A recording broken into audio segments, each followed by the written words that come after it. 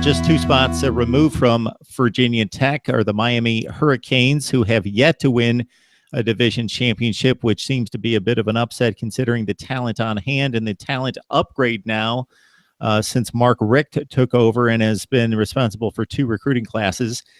His call is the same one as Justin Fuente. It's to select a quarterback, to find one during those early weeks in August and then get him ready for the opener and for some big play for Virginia Tech. That's a date with West Virginia.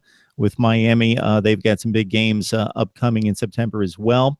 So the Hurricanes, it starts at quarterback for them as well. It starts at quarterback, and they're going to have a quarterback by the time the division may be decided November 4th when the Hurricanes play Virginia Tech. That could be one of the games to circle on the calendar here in the preseason when starting to break down these teams, because you look at Virginia Tech, Miami, a team like Georgia Tech. There are a handful of teams there that could ultimately win the Coastal Division, but I think that one game to keep an eye on here, at least early in the year, if you're looking at deciding between just Virginia Tech and Miami, it's that November 4th meeting. But Miami, much like Virginia Tech, is looking for a quarterback.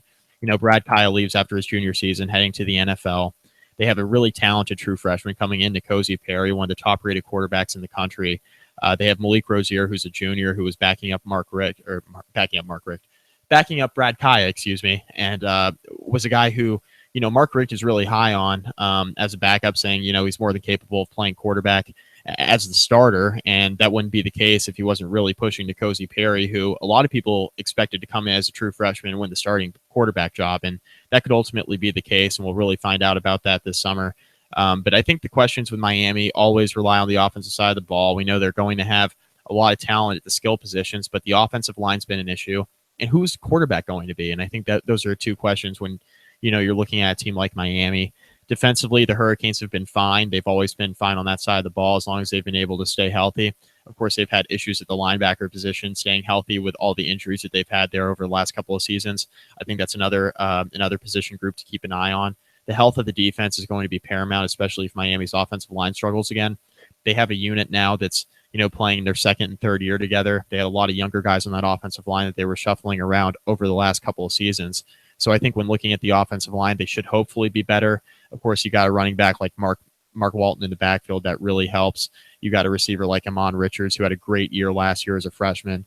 The Hurricanes are going to be really good, but the question really just sits here and lies at the quarterback position, whether or not the offensive line can continue to grab some unity and develop into a formidable group. Mark Walton, possibly the top returning running back in the ACC for a conference that loses 8 of its top 10 rushers, and one of those 2 returning is Mark Walton. The other is a quarterback in Lamar Jackson.